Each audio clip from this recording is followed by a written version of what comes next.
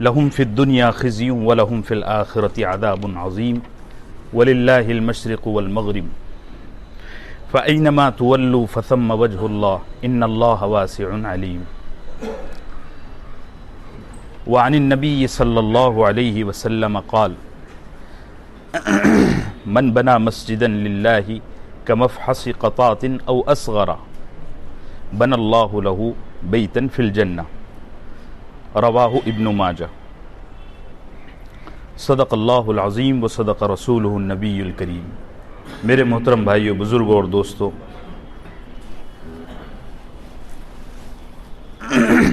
مساجد کے سلسلے میں گفتگو جاری ہے،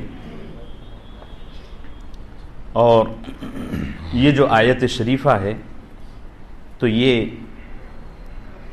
ایک خاص پس منظر سے جڑی ہوئی ہے.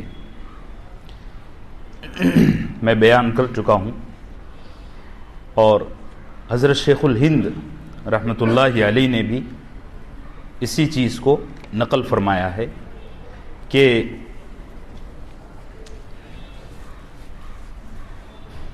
رسول اللہ صلی اللہ علیہ وسلم کے عہد مبارک میں ایک قصہ پیش آیا تھا کہ یہودیوں نے مسجد اقصیٰ میں کوڑا کرکٹ اور گندگی پھینکی. پھر اس کے نتیجے میں نصارہ نے بھی یہودیوں کی عبادت گاہوں پر تان تشنی اور گندگی پھینکنا شروع کیا. یہ دو طرفہ فرقہ واریت کا نتیجہ تھا، اور قرآن نے دونوں طرف کے لوگوں کو، یعنی یہودیوں کو بھی اور نصارہ کو بھی، ایسی خبیث اور گندی حرکت کرنے سے منع فرمایا. اور اس آیت کا جو عنوان ہے وہ بتاتا ہے کہ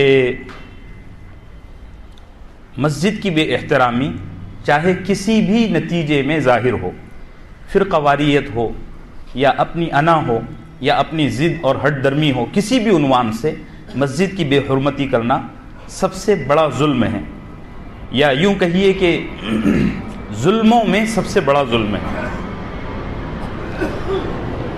میں نے گزشتہ ہفتے اس آیت کے ضمن میں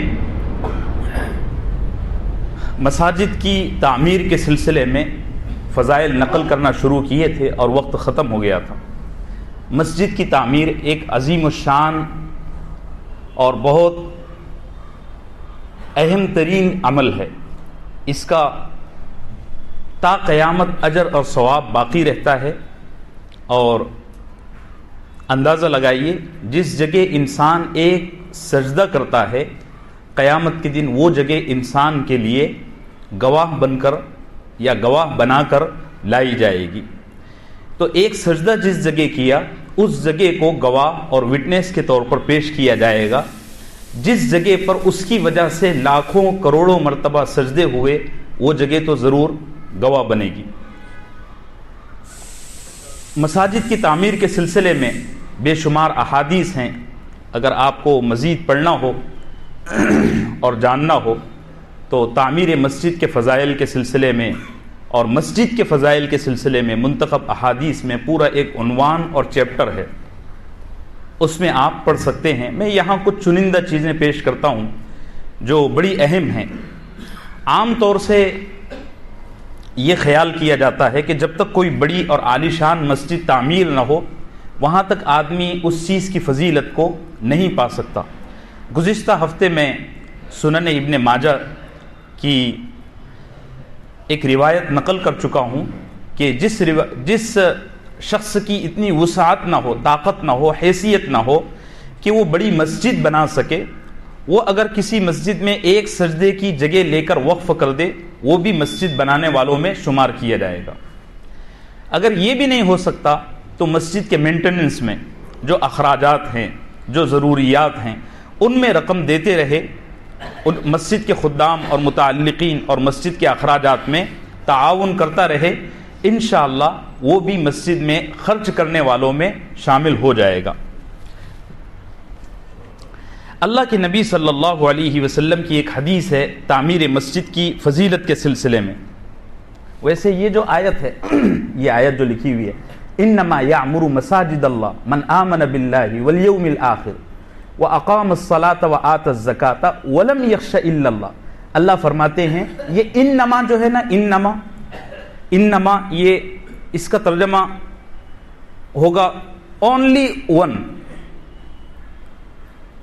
آپ انگلش میں اس کو اٹھا کے دیکھ لینا، شاید میری انگلش بڑی نازک ہے، میں صحیح بھی کر رہا ہوں یا نہیں کر رہا ہوں، جو سن کر میں سمجھ پایا ہوں تو انما کا ترجمہ یہ بیٹھتا ہے کہ اللہ پر ایمان اور یوم آخرت پر ایمان صرف اسی شخص کا ہے جو مساجد کو تعمیر میں حصہ لیتا ہے، مساجد کی تعمیر میں حصہ لے. یعمر مساجد اللہ، یعمر کا ایک ترجمہ اور یہ کیا گیا ہے کہ اللہ پر ایمان اسی شخص کا ہے اور آخرت کے دن پر ایمان اسی شخص کا ہے جو مسجدوں کے چکر کاٹتا ہے. یعمر، امر یعمر.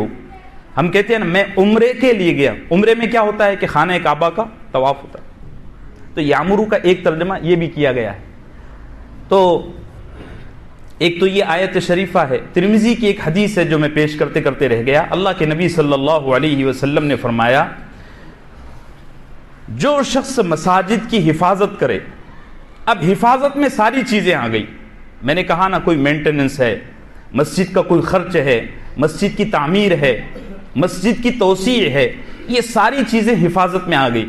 یہاں تک کہ کوئی آدمی اگر مسجد سے کوئی ذرہ گندگی کا، دھول کا، مٹی کا صاف کرتا ہے یہ بھی اس میں آ گیا. اللہ کے نبی نے فرمایا جو شخص مسجد کی حفاظت کرتا ہے خواہ وہ کسی بھی طریقے پر کرے، کوئی بھی طریقہ، کوئی خاص اس میں قید نہیں ہے، تو اللہ کے نبی صلی اللہ علیہ وسلم نے فرمایا کہ ایسے آدمی کے ایمان کی گواہی دینا جائز ہے. ایسے آدمی کے ایمان کی گواہی دینا جائز ہے. اللہ کے نبی صلی اللہ علیہ وسلم کے عہد مبارک میں مسجد نبوی پہلی مرتبہ تعمیر کی گئی. آپ ہجرت کر کے مدینہ منورہ تشریف لے گئے تو مدینے سے باہر ایک بستی تھی قبا نام کی. اب تو وہ مدینے کا ہی ایک محلہ بن گیا ہے، وہ پہلے ایک الگ بستی تھی قبا. تو اللہ کے نبی صلی اللہ علیہ وسلم مدینہ منورہ میں انٹر ہونے سے پہلے کچھ دن وہاں قیام فرمائے قبا کی بستی میں. تو آپ نے یہاں ایک مسجد تعمیر فرمائی، آج بھی وہ مسجد موجود ہے، مسجد قبا. پھر وہاں سے آپ ہجرت کر کے مدینہ منورہ میں تشریف لے گئے. آپ نے وہاں زمین خریدی، اس کو وقف کیا اور وہاں مسجد کی تعمیر فرمائی. اللہ کے نبی صلی اللہ علیہ وسلم کے زمانے میں مسجد نبوی جو روضہ انور ہے وہ پٹی شامل کر کے پیچھے کی 8 صفحے، میرے پاس ایک کتاب ہے یہاں موجود نہیں، اگر ہوتی تو اسکین کر کے میں اس کو گروپ میں ڈال دیتا. وہ پورا نقشہ موجود ہے. آپ علامہ شبلی نعمانی رحمۃ اللہ علیہ کی سیرت النبی ایک کتاب ہے، اس میں بھی یہ چیز ہے، شاید ہو. تو روضہ انور کے 4 روضہ انور سے ملی ہوئی صف اور اس کے بعد سے 6 صفیں، 1 2 3 4 اور 6، وہ 6 صفیں اور روضہ انور کا علاقہ جہاں سے باب السلام ہے اتنا علاقہ صرف مسجد نبوی تھی اللہ کے نبی کے زمانے میں. آپ کے زمانے میں زیادہ سے زیادہ مکے میں، مدینے میں اور کچھ علاقوں میں اسلام پھیلا تھا، اتنا رش ہوتا نہیں تھا، مشکل سے 700-800 لوگ نماز کے لیے آتے ہوں گے، اس حساب سے وہ مسجد کافی وسیع تھی. لیکن اللہ کے نبی صلی اللہ علیہ وسلم کی وفات ہو گئی. آپ کی اس دنیا سے تشریف لے جانے کے بعد ایمان والوں کی تعداد بڑھ گئی. حضرت ابو بکر صدیق کا دور آیا، حضرت عمر رضی اللہ عنہ کا دور آیا. تو یہ دونوں دور، حضرت ابو بکر صدیق کا بھی اور حضرت عثمان ابن عفان کا بھی، یہ دونوں دور بڑی مشغولیت کے تھے. ابو بکر صدیق رضی اللہ عنہ کا دور تو بڑے فتنوں سے نمٹنے میں گزر گیا. کوئی زکوٰۃ کا انکار کر دیتا، کوئی نبوت کا دعویٰ کر دیتا، اور 25 محاذوں پر جنگیں چل رہی تھی. آج سپر پاور 2-3 محاذوں پر لڑتے لڑتے تھک گیا اور راتوں رات بھاگ گیا. اللہ کے نبی کے صحابہ کا ایمان دیکھیے کہ تنے تنہا بغیر ہتھیاروں کے 25 محاذوں پر جنگ لڑ رہے تھے. تو اتنی جنگیں لڑنے والے لوگ کتنے مشغول ہوتے ہوں گے. تو ابو بکر صدیق رضی اللہ عنہ کا دور ختم ہوا، سیدنا عمر ابن خطاب کا دور ختم ہوا. اس کے بعد حضرت عثمان ابن عفان کا دور شروع ہوا. حضرت عثمان ابن عفان نے اس چیز کو محسوس کیا کہ یہ جو مسجد ہے یہ مسجد اب بہت چھوٹی پڑ رہی، بہت چھوٹی پڑ رہی، چونکہ آنے والوں کی تعداد اور لوگوں نے عشق نبوی صلی اللہ علیہ وسلم میں بہت سارے لوگوں نے مدینے کو بسا لیا تھا. جیسے بہت سارے لوگ بامبے آ کے رہتے ہیں اس لیے کہ یہاں کچھ کمانے کے راستے مل جائیں یا کوئی اور راستہ کھل جائے ملازمت کا، تجارت کا، وغیرہ وغیرہ. اس زمانے میں عشق نبوی کا یہ عالم تھا. آج بھی سب کی امید ہے اور دعا کریں کہ اللہ ہم سب کو مدینے میں بسا دے. تو دور دور سے لوگ جو ایمان لاتے وہ ساری زندگی پھر مدینے میں گزار دیتے، وہیں ٹھہرتے. تو مدینے کی آبادی بڑھ گئی، ایمان والوں کی تعداد بڑھ گئی، آنے جانے والے وفود بہت ہو گئے، بڑے بڑے ڈیلیگیشن آتے، وفد آتے. تو حضرت عثمان نے محسوس کیا کہ یہ مسجد اب چھوٹی پڑ رہی ہے. حضرت عثمان رضی اللہ عنہ نے مسجد کے دو طرف کے جو دیواریں تھیں اس کو منہدم کر دیا، شہید فرما دیا. اور اس کے آگے جو 3 صفیں اب لگتی ہیں، ابھی جو محراب ہے جہاں سے امام ابھی مسجد نبوی میں نماز پڑھاتے ہیں، یہ حضرت نبی کریم صلی اللہ علیہ وسلم کے زمانے کا محراب نہیں ہے. پیچھے آپ نے دیکھا ہوگا، میں گروپ میں فوٹو اس کے شیئر کر دوں گا آپ کو، انہوں نے لکھ کر رکھا ہے، عرب حکمرانوں نے، اس کے بعد ترکی تعمیر ہوئی، انہوں نے لکھ کر رکھا ہے کہ یہ جو مصلی ہے، یہ جو محراب ہے، یہ اللہ کے نبی کے زمانے کا ہے صلی اللہ علیہ وسلم. اس کے آگے کی جو 3 صفیں ہیں وہ حضرت عثمان کے زمانے میں آگے بڑھائی گئی. ورنہ پہلے امام اسی جگہ کھڑے ہوتا جہاں اللہ کے نبی صلی اللہ علیہ وسلم کا روضہ انور ہے.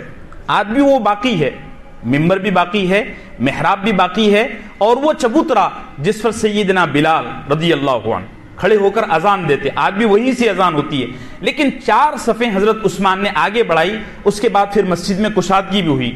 تو جب یہ توسیعی سلسلہ شروع ہوا نا، تو ایک نیا کانسیپٹ تھا، مسجد کو گرا کر، مسجد کو شہید کر کے آگے کی مسجد تعمیر کرنا ایک نیا کانسیپٹ تھا. اس سے پہلے اسلام میں کبھی ایسا ہوا نہیں تھا.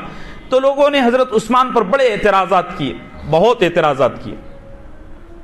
وہ بعض لوگ ہوتے ہیں نا کہ جو کوئی بھی نئی چیز دیکھ کر بدک جاتے ہیں، ارے یہ کیسے کر دیا، یہ چیز کہاں سے لا لیا. تو حضرت عثمان نے جب مسجد شہید کر کے وسیع کرنا چاہا، اس کو بڑھانا چاہا، تو لوگوں نے بہت اعتراض کیے. لیکن چونکہ عثمان ابن عفان کی شخصیت بڑی باحیا تھی، اللہ کے نبی صلی اللہ علیہ وسلم کی ذات سے بڑا قریبی تعلق بھی تھا، 2 بیٹیاں نکاح میں تھی، تو کھل کر بولتے نہیں تھے، لیکن پیچھے پیچھے بڑے اعتراضات. تو حضرت عثمان خاموشی کے ساتھ سنتے رہے. جب پوری مسجد کا توسیعی کام مکمل ہوا اور وہ جگہ جہاں آج امام کھڑے ہو کر نماز پڑھاتے ہیں وہاں لکھا ہوا ھذا مصلی عثمان بن عفان رضی اللہ عنہ، اس جگہ مصلی گیا اور وہاں کھڑے ہو کر عثمان ابن عفان رضی اللہ عنہ نے نماز پڑھانی شروع کی. اس دن اعلان کیا وہ حدیث جو میں آپ کو سنانے لگا ہوں. انہوں نے فرمایا جب تک میں نے یہ مسجد کی تعمیر کا کام کیا تب تک آپ لوگوں نے بڑے اعتراضات کیے، بڑے جھمیلے کیے، لیکن میں نے آپ کی ساری کڑی ہوئی کسیلی سنی صرف اللہ کے نبی صلی اللہ علیہ وسلم کے ایک فرمان کی وجہ سے. آپ نے فرمایا کہ جو شخص مسجد تعمیر کرے، مسجد میں وسعت پیدا کرے، مسجد میں کشادگی پیدا کرے، اللہ اس کے لیے جنت میں گھر بناتے ہیں. اللہ ہم سب کو نصیب فرمائے. یہ اصل فضیلت ہے. گزشتہ ہفتے میں نے یہ بات بیان کرنا شروع کی اور وقت ختم ہو گیا تھا کہ ہم لوگ صدقہ جاریہ دیتے ہیں. صدقہ جاریہ ایسا صدقہ جس کا ثواب مرنے کے بعد بھی شروع رہتا ہے. ایک صدقہ وہ ہوتا ہے جو ہم نے کسی کو دیا اور جب تک کہ اس آدمی نے ہمارے لیے دعا کی وہ صدقہ ہمارے لیے رہا، پھر ختم ہو گیا. جیسے کسی غریب کو کھانا کھلا دینا، کسی محتاج کو کپڑے سلا دینا، کسی ضرورت مند کی کوئی ضرورت پوری کر دینا، یہ بھی صدقہ ہے. ایک صدقہ ہوتا ہے صدقہ جاریہ، جیسے مسجد میں قرآن شریف رکھ دینا، کسی طالب علم کو اس کی ضروریات کے مطابق اخراجات دینا، جب تک وہ علم حاصل کرے گا تب تک وہ آپ کے لیے صدقہ جاریہ رہے گا. صدقہ جاریہ میں کنواں کھدانا، صدقہ جاریہ میں ٹیوب ویل بور کرانا، یہ ساری چیزیں آتی ہیں. لیکن یاد رکھو یہ جتنے صدقہ جاریہ ہیں ان کی کوئی ایک لمٹ ہے. آپ نے مثال کے طور پر مسجد میں قرآن شریف رکھوایا، جب تک قرآن شریف پڑھا جائے گا، یہاں رکھا ہوا رہے گا، تب تک آپ کے لیے ثواب ہوگا. قرآن بوسیدہ ہو گیا، مسجد والوں نے باہر کے باکس میں اس کو ڈال دیا، اب آپ کا صدقہ جاریہ ختم ہو گیا.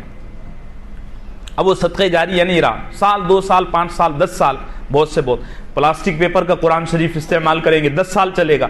آپ نے کہیں بور کھدوائی، 50 سال 25 سال 30 سال 100 سال وہ بور رہے گا، وہ ٹیوب ویل رہے گا، اس کے بعد صدقہ جاریہ ختم ہوگا. مسجد کا یہ خاص امتیازی مقام ہے کہ چاہے مسجد رہے نہ رہے آپ کا صدقہ جاریہ باقی رہے گا. میں نے گزشتہ ہفتے آپ سے عرض بھی کیا تھا، آج ہندوستان میں کئی مسجدیں ہیں جو مسجدیں اب رہی نہیں. آپ پنجاب چلے جاؤ، آپ کو بیشتر جگہوں پر دیکھنے کو ملے گا کہ پہلے وہ بڑی عالیشان مسجدیں ہوا کرتی تھی، ملک تقسیم ہونے کے بعد اب وہ مسجد نہیں ہے. وہاں اب گھوڑے باندھے جاتے ہیں، وہاں اب اسکولیں چلتی ہیں، وہاں اب دھرم شالائیں چلتی ہیں وغیرہ وغیرہ، حکومت نے جو تقسیم کیا. لیکن وہ مسجدیں آج مسجد نہ ہونے کے باوجود ان کے واقفین کے لیے صدقہ جاریہ ہیں.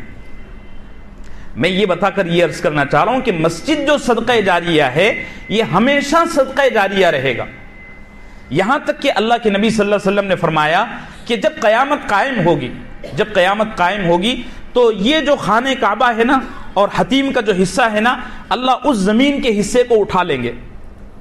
پھر آگے فرمایا کہ تم دیکھو گے کہ دنیا میں جہاں جہاں مسجدیں ہیں اللہ اس مسجد کے حرم کے حصے کو اٹھانا شروع کریں گے. سبحان اللہ، یہ حرم کے حصے کو کاٹنا شروع کریں گے زمین سے. پھر اللہ کے نبی صلی اللہ علیہ وسلم نے فرمایا یہ تمام کے تمام حصے جنت سے جوڑ دیے جائیں گے، یعنی یہ چیز کبھی ختم ہونے والی نہیں ہے. یہ جگہ جن لوگوں نے مسجد کے لیے وقف کی تھی یا جو جہاں بھی وقف کرے گا مسجد کے نام سے، اللہ اس زمین کو اس کی جنت سے جوڑ دیں گے. اللہ ہم سب کو نصیب فرمائے ان نشستوں میں یہ نیت کریں، اللہ آسان فرمائے. آج کل تعمیر بڑی مہنگی ہو گئی ہے، زمینیں وقف کرنا بڑا مشکل ہو گیا ہے، لیکن نیت کریں. اگر نیت کریں گے تو انشاءاللہ اللہ آپ کے لیے راستے کھولیں گے کہ زندگی میں ایک مسجد ضرور بنائیں گے، ایک مصلی کی جگہ ضرور بنائیں گے انشاءاللہ. اور میرے عزیزو دیکھو، اللہ کے یہاں مقبولیت کا سب سے بڑا معیار یہ ہے، اللہ کے یہاں قبول ہونے کا سب سے بڑا معیار یہ ہے کہ اللہ انسانوں سے اچھے کام لے. پیسہ بہت لوگوں کے پاس ہے، مغل امپائر میں کم پیسہ تھا، آج بھی مسلمانوں کے پاس کم پیسہ ہے، بہت پیسہ ہے، کوئی کمی نہیں ہے. لیکن یہ پیسہ اللہ کے لیے خرچ ہو جائے یہ آدمی کے مقبول اور کامیاب ہونے کی دلیل ہے. اللہ نے مساجد کی تعمیر کا کام انبیاء علیہم السلام سے اس وقت لیا جب وہ امتحان میں کامیاب ہو گئے. ابھی اگر لاک ڈاؤن نہیں چلا اور ہماری مسجدیں آباد رہی تو انشاءاللہ سیرت ابراہیمی بہت جلد شروع ہوگی. دعا کرو کہ اللہ وقت میں برکت ڈال دے. حضرت ابراہیم علیہ السلام کو اللہ نے بڑا آزمایا. جب جوان تھے تو اولاد نہیں دی، 80 سال کی عمر کو جب پہنچے تو اللہ نے اولاد دی حضرت اسماعیل. اور جب وہ اولاد اس قدر محبوب ہو گئی کہ رات دن اسی اولاد کے خواب دیکھنے لگے تو اللہ نے حکم دیا کہ اب اپنے اس بچے کو ذبح کرو. 80 سال کے بوڑھے کو حکم ہو رہا ہے کہ اس بچے کو اب ذبح کرو اللہ کے لیے. تو حضرت ابراہیم نے اس آزمائش سے کامیابی کے ساتھ گزر گئے. ٹھیک ہے، وہ پورا قصہ مشہور ہے. جب جوان تھے تو اللہ نے باپ کو چھوڑنے کا حکم دے دیا صرف اللہ کے لیے. یہ سب لٹ گیا، پٹ گیا، ختم ہو گیا. اتنی بڑی بڑی آزمائشوں کے بعد اللہ نے اعلان کیا اذ ابتلی ابراہیم ربہ بکلمات فاتمہن. ٹھیک، پھر آگے فرمایا قال انی جاعلک للناس اماما. اے ابراہیم، ہم نے آپ کو ہر سطح پر چیک کیا، ہر سطح پر آزمایا، تم کامیاب نکلے، اب ہم تم کو امامت سپرد کرتے ہیں، امام بناتے ہیں. پھر اللہ نے اپنے پیارے حبیب سیدنا ابراہیم علیہ السلام کو امام بنانے کے بعد سب سے پہلا جو کام لیا وہ یہ تھا کہ حضرت ابراہیم سے خانہ کعبہ والی مسجد کو تعمیر دیا گیا. اللہ ہم سب کو نصیب فرمائے. اللہ کے نبی صلی اللہ علیہ وسلم 10 سال مکہ مکرمہ میں پستے رہے، صحابہ آزمائشوں سے گزرتے رہے. جیسے ہی ہجرت کر کے مدینہ منورہ تشریف لے گئے، اس بڑے امتحان کی آزمائش کی گھڑی سے نکل کر مدینہ منورہ گئے، اللہ نے سب سے پہلا حکم دیا کہ اب مسجد بناؤ. ان واقعات سے یہ ثابت ہوتا ہے کہ اللہ مساجد بنانے کی توفیق انہی لوگوں کو دیتے ہیں جو اللہ کے مقرب ہیں. اللہ ہم سب کو نصیب فرمائے. میرے عزیزو، اور بھی بہت سارے فضائل ہیں. فضائل بیان کرنا شروع کرو تو ویسے ہی میں آج 10 منٹ لیٹ پہنچاؤں. ایک وضاحت میں آپ سے عرض کر دوں، اور یہ میں اس لیے کہہ رہا ہوں کہ بڑی مس انڈرسٹینڈنگ ہے اور بڑی غلط فہمیاں ہیں. ابھی 2 سال پہلے ہندوستان میں بابری مسجد کا کیس چلا تھا تو اس کا فیصلہ آیا. فیصلے سے 2-3 ہفتے پہلے یا آخری تاریخیں چل رہی تھی، اس زمانے میں سپریم کورٹ کے جج صاحب نے ایک جملہ کہا، اور اس جملے سے پتہ چلتا ہے کہ ہمارے ملک کی جو اکثریت ہے یہ ایک غلط فہمی کا شکار ہے ایک حدیث کی وجہ سے۔ جج صاحب کہنے لگے کہ اسلام میں پوری زمین مسجد ہے۔ صحیح بخاری کی ایک حدیث ہے، اللہ کے نبی صلی اللہ علیہ وسلم نے فرمایا کہ جعلت لی الارض مسجدا، کہ اللہ نے پوری زمین کو میرے لیے مسجد بنا دیا۔ یہ جملہ اللہ کے نبی نے فرمایا۔ اس حدیث کو بنیاد بنا کر جج صاحب کہنے لگے کہ اسلام میں اسپیشل کسی جگہ کو مسجد بنانا ضروری نہیں ہے۔ جب پوری زمین مسجد ہے تو مسجد بنانے کی ضرورت نہیں ہے۔ بات سمجھ رہے ہیں؟ یہ آپ میں سے جو حضرات غیر مسلموں میں اٹھتے بیٹھتے ہیں، اس کے بعد میرے پاس بھی کئی اس طرح کے سوال آتا ہے کہ جب پوری زمین مسجد ہے تو خاص مسجد بنانے کی کیا ضرورت ہے؟ وضاحت کر دوں کہ دیکھیے، ایک ہوتا ہے کسی چیز کو بقدر ضرورت استعمال میں لانا۔ جیسے مثال کے طور پر اگر کسی آدمی کو کھانے کی بھوک لگی ہو تو وہ کسی بھی جگہ سے کوئی چیز خرید کر اپنی بھوک مٹا لیتا ہے۔ اس کا یہ مطلب نہیں ہے کہ جس جگہ وہ کھا رہا ہے وہی جگہ اس کا گھر ہے۔ کسی آدمی کو نیند آ رہی ہے، وہ آدمی اس جگہ کسی بھی جگہ سو کر اپنی نیند کو ختم کر دیتا ہے۔ کسی آدمی کو لباس کی ضرورت ہے، وہ کسی جگہ سے لباس پہن کر خرید کر جو ہے تو وقتی طور پر پہن لیتا ہے۔ ان سب چیزوں کا یہ مطلب نہیں ہے کہ وہ جگہیں اس آدمی کا گھر بن گئی۔ بات سمجھ رہے ہیں؟ ایک ہوتا ہے آدمی کا اسپیشل گھر۔ ارے میرے عزیزو، بات سمجھ، آپ کو غیر مسلموں کی غلط فہمی سمجھ میں آئی؟ ان کی غلط فہمی یہ ہے کہ مسجدوں میں اسپیشل، اسلام میں مسجد کا اسپیشل کوئی کانسیپٹ نہیں ہے۔ کائنات کا ہر ذرہ جب ایمان والوں کے لیے مسجد ہے تو اب اسپیشل مسجد کی ضرورت نہیں ہے۔ انہوں نے یہ کہا، اور وہ کہتے بھی ہیں کہ اسلام میں مسجد کی کوئی ضرورت نہیں ہے، یہ محض ایک اسلام کا اور مسلمانوں کا ایک دعویٰ ہے کہ ہماری بھی مسجد ہے۔ میرے عزیزو، مسجد اسلام کے شعار میں سے ہے، اسلام کی ضروریات میں سے ہے۔ اگر مساجد نہ ہو تو مسلمانوں کے بہت سارے مسائل ادھورے رہ جائیں گے۔ اور چونکہ آج کل جو مساجد ہیں، یہ مساجد زیادہ سے زیادہ سجدہ کرنے کے لیے اور کچھ عبادات کرنے کے لیے بنائی جاتی ہیں۔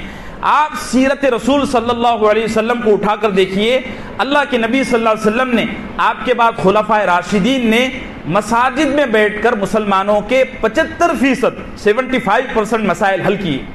کیا اسلام میں مسجد ضروری نہیں ہے؟ بولو بولو، ضروری ہے، ضروری ہے۔ آپ کو اگر کسی چیز پر قبضہ کرنا ہے تو آپ سیدھا سیدھا بول دیجئے ہم کو قبضہ کرنا ہے۔ اس طرح غلط باتیں پھیلا کر، غلط پروپیگنڈے چلا کر کسی کی زمین کو ہتھیانا، یہ کون سی عقل مندی ہے؟ تو اسلام کا ضروری شعار ہے مسجد، اسلام کا ایک حصہ ہے۔ مسلمانوں کے 75% مسائل مسجد سے جڑے ہوئے ہیں۔ اللہ ہم سب کو مسجد سے جوڑ دے۔ اب میں مسجد کے فضائل بیان کرتا ہوں۔ ویسے تو مسجد کے بہت فضائل ہیں۔ قرآن شریف ہی اگر اٹھا کر دیکھیں گے تو تقریباً 6-7 آیتیں ایسی ہیں جس میں مسجدوں کے فضائل ہیں۔ دیکھو میرے عزیزو، کائنات کا ہر ذرہ اللہ کی ملکیت ہے کہ نہیں ہے؟ ہر ذرہ۔ کوئی کہہ سکتا ہے کہ یہ چیز اللہ کی ملکیت نہیں ہے، اللہ کی پراپرٹی نہیں، کہہ سکتا ہے ایسا؟ کائنات کا ہر ذرہ اللہ کی ملکیت ہے، زمین کا ہر حصہ اللہ کی ملکیت ہے، لیکن مسجد کا یہ خاصہ ہے، مسجد کی یہ خصوصیت ہے کہ اس حصے کو اللہ نے خود اپنا ہونا بیان کیا ہے۔ ارے میرے عزیزو، آپ کسی اللہ والے سے محبت کرتے ہیں، آپ نے ان کی دعوت کرائی، دسترخوان پر اپنے 20 قسم کے کھانے لگائے، مولانا صاحب آئے، آپ کے پیر صاحب آئے، انہوں نے 20 قسم کے کھانوں میں سے ایک کھانے کی بڑی تعریف کر دی، آپ کو اچھا لگے گا کہ نہیں لگے گا؟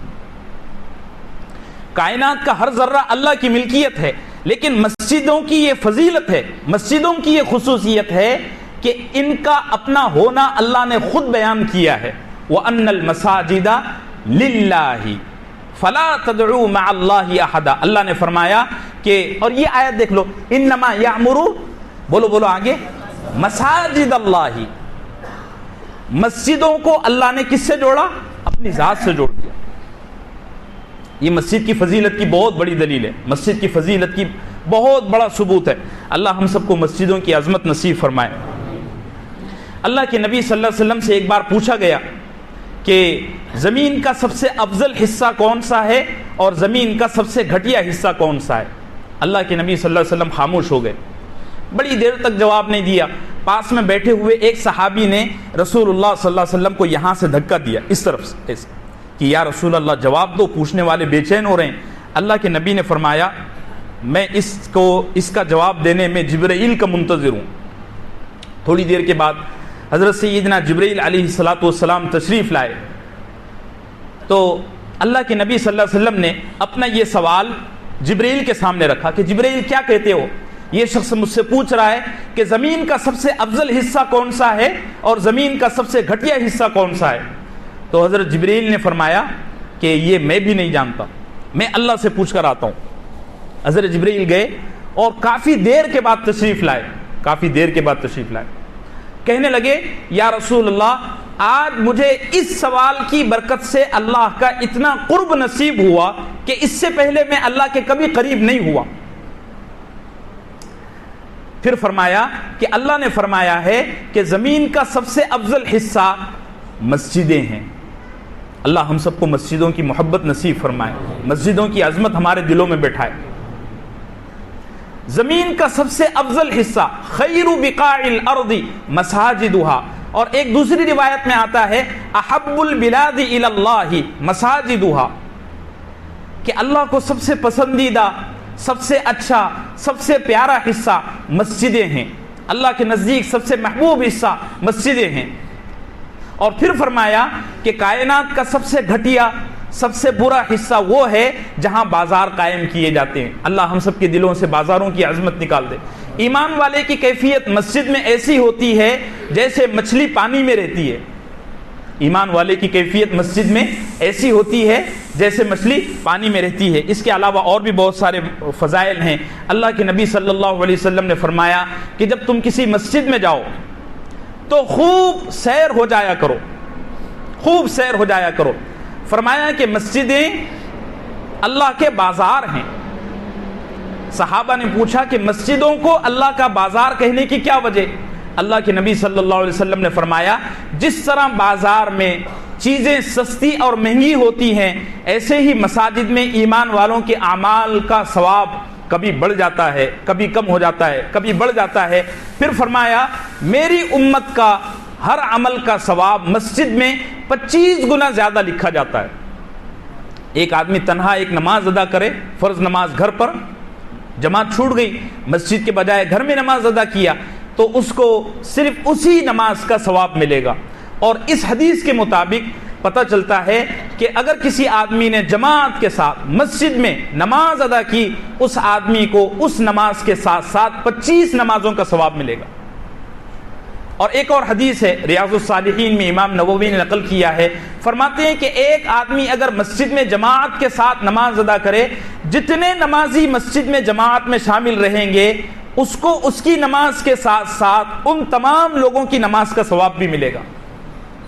کتنی بڑی فضیلت ہے۔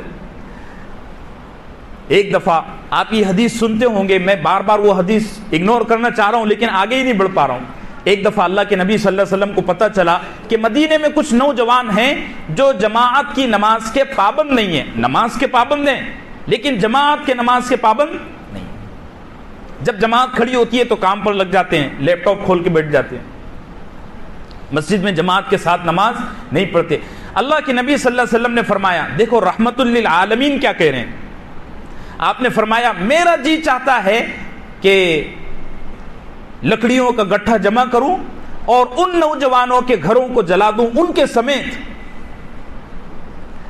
میرے عزیزوں مسجدوں میں آؤ، جماعتوں میں شامل ہو جاؤ، اللہ ہم سب کو نصیب فرمائے۔ بڑی گندی عادت بن چکی ہے کہ 2-2 3-3 لوگوں کی جماعت ہم لوگ آفسوں میں، گھروں میں اور چھوٹے چھوٹے عبادت خانوں میں ادا کرنے کے عادی بن چکے ہیں۔ بامبے میں مرض بڑا عام ہے، حالانکہ مسجد 10-20 قدم پر ہے۔ اچھا، مسجد کی ایک بڑی فضیلت یہ ہے کہ جب کوئی آدمی وضو کر کے گھر سے نکلتا ہے نا، مسجد کے لیے وضو کر کے گھر سے نکلتا ہے، اللہ کے نبی نے فرمایا ہر قدم پر ایک گناہ اس کا معاف ہوتا ہے، ہر قدم پر ایک گناہ معاف ہوتا ہے، ٹھیک ہے، اور ہر قدم پر ایک درجہ اس کا بلند ہوتا ہے۔ علماء نے اس کو یوں سمجھایا کہ ایک قدم اگر اٹھتا ہے تو وہ قدم گناہ کی مغفرت کے لیے اٹھتا ہے، دوسرا قدم اٹھتا ہے تو وہ قدم درجے کی بلندی کے لیے اٹھتا ہے۔ اللہ ہم سب کو مساجد کی طرف آنے کی توفیق نصیب فرمائے۔ مسجدیں اللہ کی رحمت کے نزول کا مرکز ہیں، اللہ کی رحمت کے نزول کا مرکز ہیں۔ آج کی صبح جتنا رزق، جتنا خیر انسانوں کے اور ایمان والوں کے نصیب میں اترنا ہے، وہ آج سورج طلوع ہونے سے پہلے خانہ کعبہ پر نازل ہوتا ہے۔ خانہ کعبہ کا ایک لقب ہے، ایک ٹائٹل ہے ام المساجد۔ ام المساجد، حدیث میں بیت اللہ کو ام المساجد کہا گیا ہے۔ اللہ کے نبی نے فرمایا انسانوں کے نصیب کا ہر خیر اللہ رب العزت خانہ کعبہ پر نازل فرماتے ہیں، پھر وہاں سے وہ ہر علاقے کی مسجد میں تقسیم ہونا شروع ہوتا ہے، ہر علاقے کی مسجد میں تقسیم ہونا شروع ہوتا ہے۔ جتنا خیر اس علاقے والوں کے حصے میں لکھا جا چکا ہے، اس کا ایک بڑا حصہ اس مسجد پر پہلے نازل ہوتا ہے، پھر وہاں سے پورے محلے میں جو حضرات ایمان والے ہیں ان کو ملنا شروع ہوتا ہے۔ اللہ ہم سب کو مساجد سے مربوط فرمائے۔ اس کے علاوہ اور بھی کئی فضائل ہیں، لیکن میرے عزیزو ایک بات یاد رکھو، جس طرح دنیا میں کوئی چیز خریدنے کے لیے پیسہ چاہیے، کیا چاہیے؟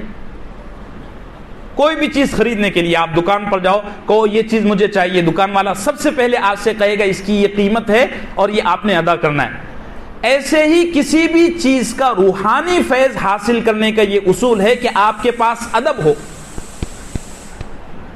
ہمارے یہاں مدارس میں ایک عربی کہاوت چلتی ہے، جاء حمارا صغیرا ورجع حمارا کبیرا، چھوٹا گدھا آیا تھا، بڑا گدھا بن کے واپس گیا۔ آج کل بہت سارے لوگ ایسے ہیں جو 50 سال مسجدوں کے چکر کاٹتے ہیں، لیکن ان میں مسجدوں والی کوئی ایک صفت نہیں۔ مسجدوں میں جو رحمت تقسیم ہوتی ہے وہ ان کی ذات میں نظر نہیں آتی۔ تو بعض دفعہ یہ خیال ہوتا ہے کہ ہم تو حدیث میں پڑھتے ہیں، قرآن میں پڑھتے ہیں کہ جو لوگ مسجدوں سے جڑتے ہیں وہ بڑے خیر والے ہیں، ان کے ایمان کی گواہی دو، ان کے دل بڑے نرم ہوتے ہیں، ان کی ذات سراسر رحمت بن چکی ہوتی ہے۔ لیکن یہ آدمی 50 سال سے مسجد میں جا رہا ہے، یہ تو اتنا بدتمیز ہے کہ جب زبان کھلتا ہے تو ایسا لگتا ہے کتے بھونک رہے ہیں، جب بات کرتا ہے تو بس گالم گلوچ بدتمیزی کی انتہا پر پہنچ جاتا ہے۔ میرے عزیزو، اللہ کے یہاں کسی بھی روحانی فیض کو حاصل کرنے کا سب سے بڑا ذریعہ ادب ہے۔ میں نے 7-8 ہفتے پہلے، بلکہ اس سے زیادہ عرصہ پہلے یہ عرض کیا تھا کہ کوئی بھی خیر اللہ کے دربار سے، اللہ کے خزانے سے حاصل کرنے کی سب سے پہلی شرط یہ ہے کہ آپ کی ذات میں کیا ہو؟ ادب ہو۔ ایک ہی مدرسے میں، ایک ہی ٹیچر کے پاس 2 بچے پڑھتے ہیں، ایک ہی استاد کے پاس، وہی سلیبس ہے، لیکن ایک بچہ اسی استاد سے علم حاصل کر کے ایک بڑے مقام پر پہنچ گیا، دوسرا بچہ جتنا اس استاد کے پاس گیا اتنا اس کا بدنصیب ہونا شروع ہوا۔ میرے پڑوس کے ایک دوست ہیں، آج کل دبئی میں ہوتے ہیں، اہل حدیث عالم ہیں، انہوں نے بڑی پیاری بات لکھی ہے، بڑی پیاری بات۔ کہتے ہیں کہ میں بخاری شریف کی ایک حدیث کو پڑھتا ہوں 100 بار تو اس سے ایک مسئلہ بھی نہیں نکال پاتا، اسی حدیث کو جب سیدنا امام اعظم ابو حنیفہ کی کتابوں میں پڑھتا ہوں تو امام ابو حنیفہ اسی حدیث سے 100 مسائل استنباط کرتے ہیں، نکالتے ہیں۔ اس کی وجہ کیا ہے؟ پھر وہ فرماتے ہیں اصل میں امام ابو حنیفہ کی یہاں اور ائمہ کے یہاں، سلف کے یہاں احادیث کا ادب، احترام بہت زیادہ تھا۔ کتنا ادب تھا؟ امام ابو حنیفہ کے ایک شاگرد، ان سے پوچھا گیا کہ آپ کو اتنا علم کیسا ملا؟ وہ کہتے ہیں کہ میں نے کبھی کورے کاغذ کو بھی بغیر وضو کے نہیں پکڑا۔ کیا فرمایا؟ کورے کاغذ کو۔ اور آج کل لوگ کائے پر بحث کر رہے ہیں معلوم ہے؟ کیا قرآن کو بغیر وضو کے چھونا جائز ہے کہ نہیں؟ اس پر بحث ہو رہی ہے، اور جو لوگ اس کو ثابت کر رہے ہیں لوگ ان کو ریسرچ اسکالر کا نام دے رہے ہیں۔ سبحان اللہ، ایسے اسکالر اگر 10-15 نصیب ہو گئے تو سارا ادب ہماری میرے عزیزو، روحانی فیض کا سب سے بڑا سبب، روحانی فیض کو حاصل کرنے کا سب سے بڑا ذریعہ یہ ہے کہ آدمی کے دل میں عظمت آئے۔ وہ امام غزالی رحمۃ اللہ علیہ نے ایک واقعہ نقل کیا ہے کہ بنی اسرائیل میں ایک شخص خنزیر بن گیا، سور بن گیا۔ اس زمانے کے نبی سے پوچھا گیا کہ اس کی کیا وجہ ہے. نبی نے کہا کہ یہ شخص اللہ والوں کی خدمت میں جاتا تھا, نبیوں کی خدمت میں جاتا تھا, لیکن ان کی خدمت میں جا کر ان کا ادب نہیں کرتا تھا, اللہ نے اس کو خنزیر بنا دیا. آج ہمارے یہاں ہم دیکھ رہے ہیں کہ لوگ یہ مسجد تو درکنار, مسجد نبوی میں جا کر بھی وہ فیض حاصل نہیں کر پا رہے, خانہ کعبہ میں جا کر بھی وہ فیض حاصل نہیں کر پا رہے, بلکہ ہمارا معاشرہ مصداق بن چکا ہے اس جملے کا جاء حمارا صغیرا ورجع حمارا کبیرا. جب مسجد میں آیا تھا تو چھوٹا گدھا تھا, واپس نکلا تو بڑا گدھا بن کے گیا. اس کی وجہ یہ ہے کہ ان مقدس مقامات کی عظمت ہمارے دلوں میں نہیں ہے. آپ ذرا دیکھ لو, فجر میں جو لوگ نماز کے لیے آتے ہیں ان کے ذات میں مسجد کا احترام, جماعت کا احترام نہیں ہے. کیا زبردست بات ہے, سیدنا امام حسین بولو علیہ الصلاۃ والسلام اہل بیت اطہار میں سے, اہل بیت اطہار میں سے نواسہ رسول ہیں, اور رسول اللہ صلی اللہ علیہ وسلم کا جو خانوادہ چلا وہ امام حسین شہید کربلا سے چلا. ان کے بارے میں آتا ہے کہ وہ جب مسجد جاتے, ویسے خود امام حسین بڑا اچھا لباس پہنتے, بہت اچھا لباس پہنتے, لوگ دیکھنے والے دیکھتے رہ جاتے, ایک تو چہرہ بڑا حسین تھا, اور روایتوں میں آتا ہے کہ امام حسین کا اتنا حصہ رسول اللہ صلی اللہ علیہ وسلم کے جیسا تھا, بڑے حسین تھے اور لباس بڑا اچھا پہنتے, خوش پوش تھے. لیکن جب مسجد میں آتے نا تو آپ کے گھر میں الگ مسجد کا لباس ہوتا تھا,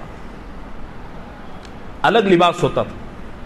ایک دفعہ لوگوں نے پوچھا کہ آپ تو ویسے ہی لباس اچھا پہنتے ہیں, مسجد میں جب جاتے ہیں تو پھر اور اچھا کیوں پہنتے ہیں؟ کہنے لگے اگر مجھے امیر المؤمنین بلاتا ہے تو میں جس طرح اس کے لیے سجتا ہوں, دھجتا ہوں, میک اپ کرتا ہوں, ایسے ہی جب مجھے میرا اللہ بلاتا ہے نا, مؤذن صاحب کہتے ہیں نا حی علی الصلاۃ حی علی الفلاح اشہد ان محمد رسول اللہ, یہ سارے اللہ اور اس کے رسول کی دعوتیں. وہ کہتے ہیں کہ جب مجھے اللہ بلاتا ہے تو اللہ امیر المؤمنین سے زیادہ بننے کا, سجنے کا, دھجنے کا حقدار ہے. اور پھر آیت پڑھی یا بنی آدم خذوا زینتکم, زینت کا لفظ تو ہمارے یہاں اردو میں بھی آتا ہے. اللہ فرماتا ہے یا بنی آدم خذوا زینتکم عند کل مسجد, اے ایمان والو. اچھا, عام طور سے اللہ جب ایمان والوں کو قرآن میں مخاطب کرتا ہے تو کیا کہتا ہے؟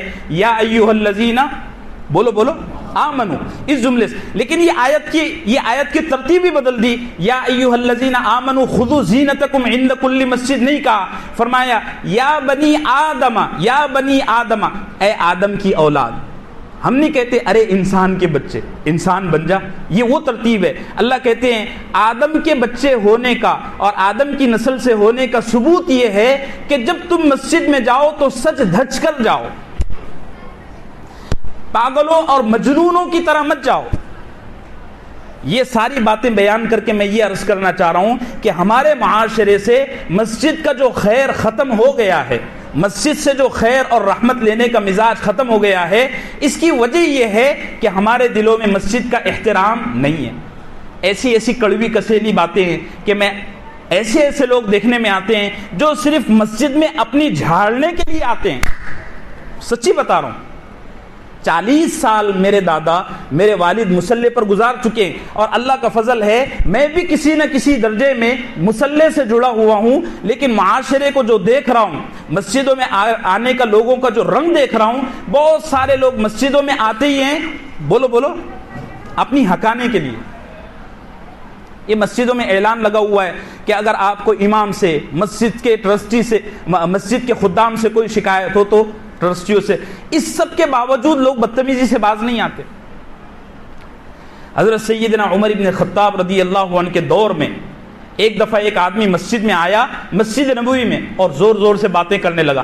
حضرت سیدنا عمر ابن خطاب نے, اس زمانے میں مسجدوں میں ایسے کارپیٹ تو نہیں ہوتے تھے, ریت ہوتی, پتھر اٹھا کر اس آدمی کو پتھر مارنا شروع کر دیا. وہ آدمی چونکہ عمر ابن خطاب کو جانتا نہیں تھا, پلٹ کر دیکھا تو کہنے لگا تم کون ہو, مجھے پتھر پھینک کر مار رہے ہو. کہنے لگے, عمر ابن خطاب فرمانے لگے مجھے تو اس بستی میں نیا لگتا ہے, اگر تو کوئی پرانا ہوتا نا تو اتنی بلند آواز سے بات کرنے کی وجہ سے میں تجھے کوڑے لگاتا. یہ جو میں بگڑ رہا ہوں نا, یہ بلا وجہ نہیں ہے.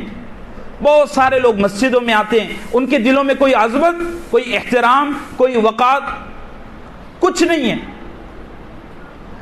تو نتیجہ یہ ہے کہ جاء حمارا صغیرا ورجع حمارا کبیرن، چھوٹا گدھا آیا تھا بڑا گدھا بن کے، 50 سال سے مسجد کے چکر کاٹ رہا ہے لیکن اس کی ذات میں کوئی خیر نظر نہیں آتا۔ اسی مسجد میں ابو بکر آیا تو ابو بکر صدیق بن گیا۔ اسی مسجد میں ہم آ رہے ہیں تو ہمارے دل سے امام کی عظمت گھٹ رہی ہے، امام کا احترام گھٹ رہا ہے، مسجد کے خدام پر ہم طعن و تشنیع کر، ارے بھائی کون 100% صحیح ہوتا ہے؟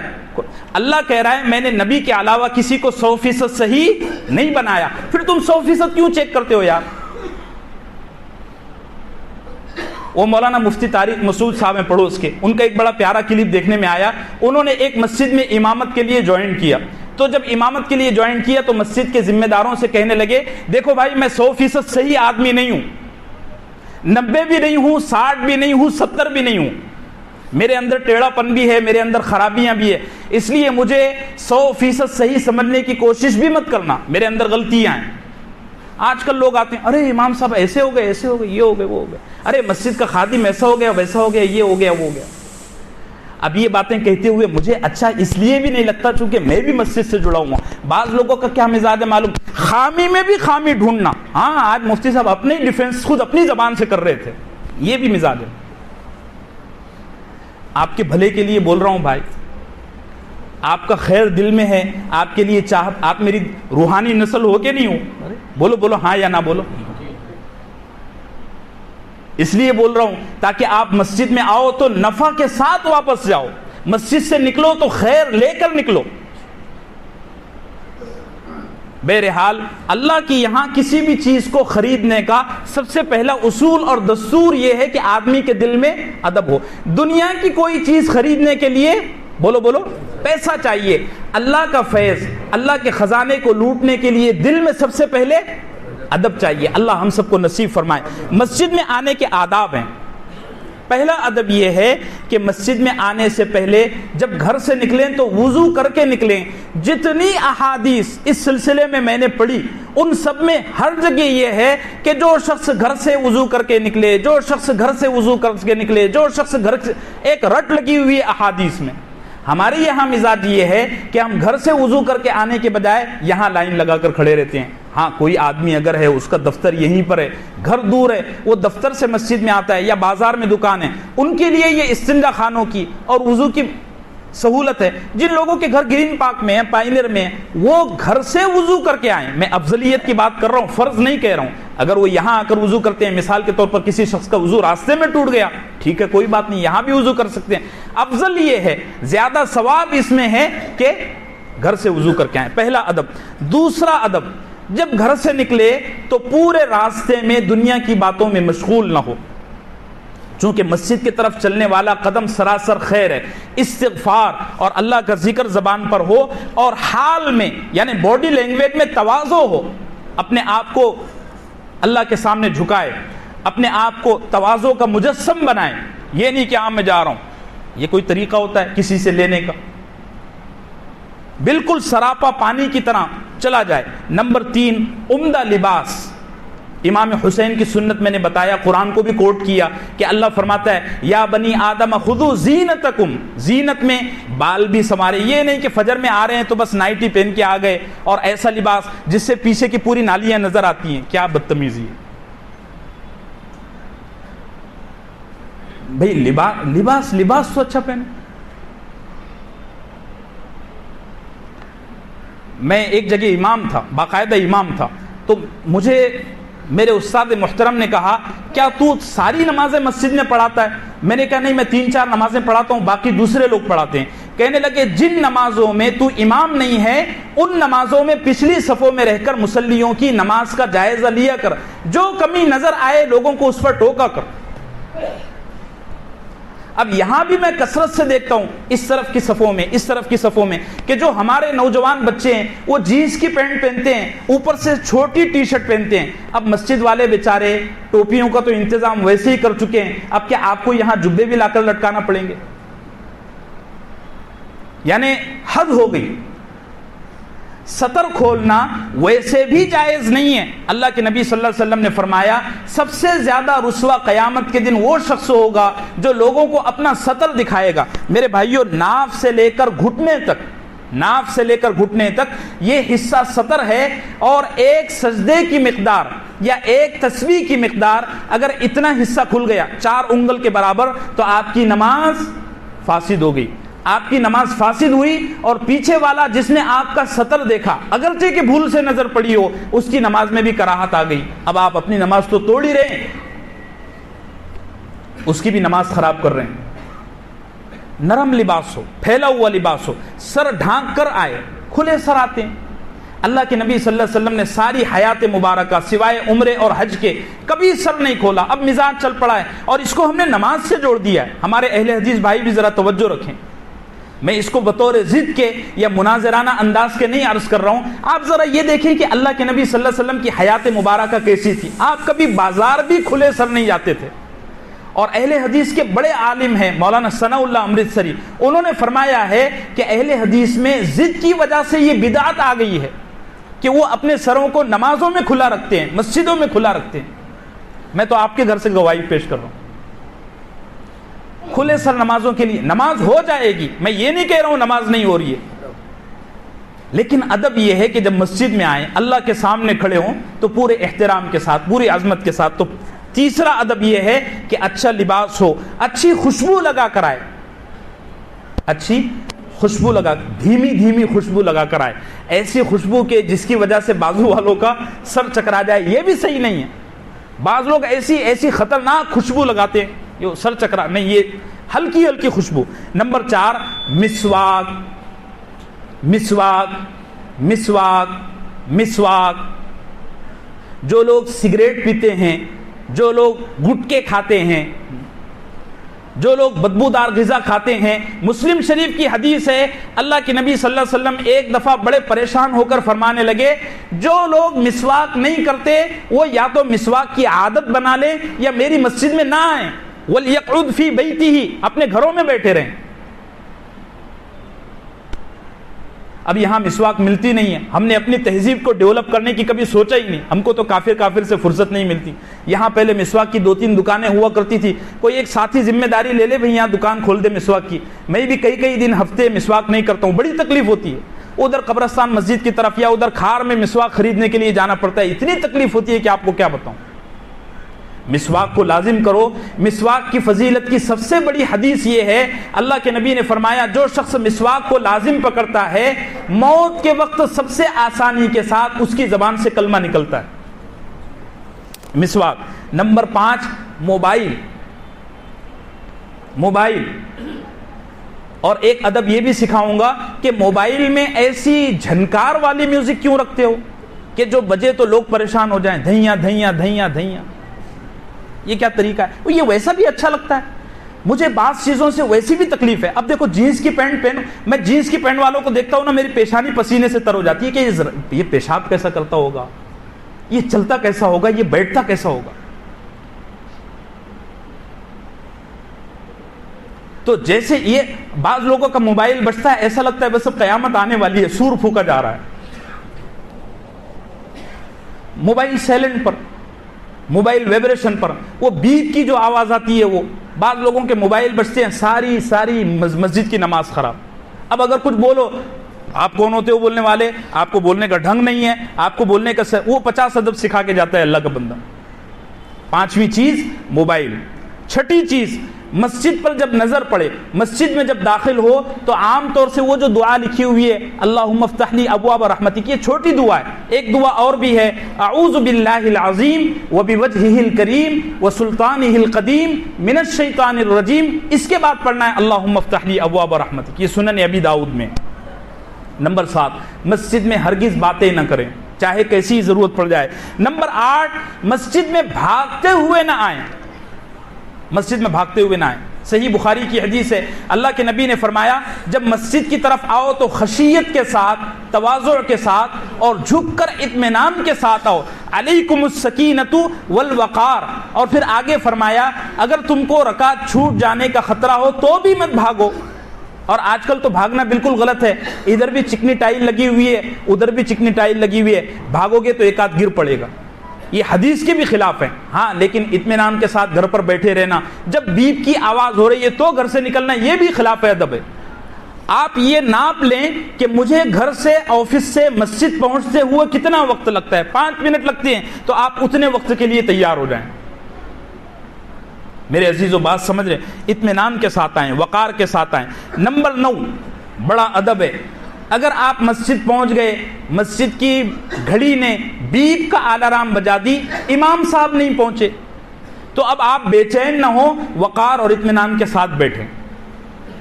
امام صاحب کی بھی انسانی تقاضے ہوتے ہیں، بعض لوگ جیسے ہی الارم بجا، ہاں امام کہاں ہے، ارے بھائی چلو نا، بھائی چلو نا، او بھائی۔ صحیح بخاری کی حدیث ہے، ایک دفعہ سرکار دو عالم صلی اللہ علیہ وسلم، غفلت سے مت بیٹھو، درود پڑھا کرو یار، بیٹھے رہتے، سرکار دو عالم صلی اللہ علیہ وسلم لیٹ پہنچے، سارے لوگ آ گئے تھے۔ اچھا ایک اور بات کے اندر بات نکل رہی ہے اور وقت جا رہا ہے۔ اللہ کے نبی صلی اللہ علیہ وسلم کے زمانے میں یہ معمول تھا کہ آپ جماعت کھڑی ہونے سے پہلے مسجد میں نہیں آتے تھے، اذان کے بعد جب سارے لوگ مسجد میں آ جاتے تو سیدنا بلال آپ کے گھر پر جاتے اور فرماتے یا رسول اللہ لوگ آ گئے ہیں، اب آپ چلیے۔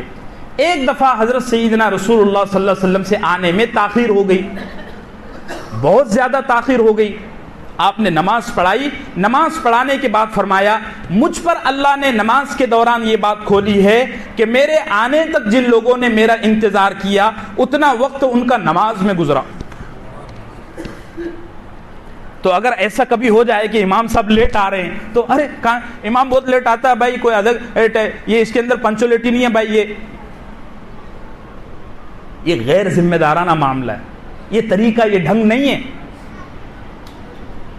کوئی امام ہر نماز میں یہ کام کرے تو پھر اس کو ایک طرف لے کر اچھے سے سمجھانا بھی ایک طریقہ ہے، لیکن تھوڑے تھوڑے معاملات میں ہنگامہ کرنا ادب کے خلاف ہے۔ نمبر 10 اذان اور اقامت کے درمیان بہت زیادہ دعا قبول ہوتی ہے۔ کئی احادیث میں نے جمع کرنا شروع کیا تو 109 احادیث مجھے ملی، کتنی؟ 100۔ کسی بات کو اوتھنٹک ہونے کے لیے یہ بہت کافی ہے کہ ایک حدیث مل جائے۔ 109 احادیث میں یہ بات موجود ہے کہ سرکار دو عالم صلی اللہ علیہ وسلم نے فرمایا کہ اذان اور اقامت کے درمیان دعا میں لگ جایا کرو، میری امت کی مغفرت کی دعا کیا کرو، اپنے لیے استغفار کیا کرو، یہ وقت بڑی مقبولیت کا ہوتا ہے، اللہ ہم سب کو نصیب فرمائے۔ نمبر 11 مسجد سے جو متاثرہ علاقے ہیں ان کا بھی ادب ضروری ہے۔ جیسے یہ مسجد ہے، یہ باہر کا جو راستہ ہے نا، یہ مسجد سے متاثرہ علاقہ ہے، یعنی وہاں اگر شور ہوگا تو یہاں بھی ڈسٹرب ہوگا۔ یہاں جماعت کھڑی ہو گئی ہے، یہ کھڑکیاں کھلی ہوئی ہے، آپ باہر کھڑے ہو کر باتیں چل رہی۔ بعض لوگوں کی عادت ہوتی ہے زور زور سے موبائل پر شروع ہو جاتے ہیں۔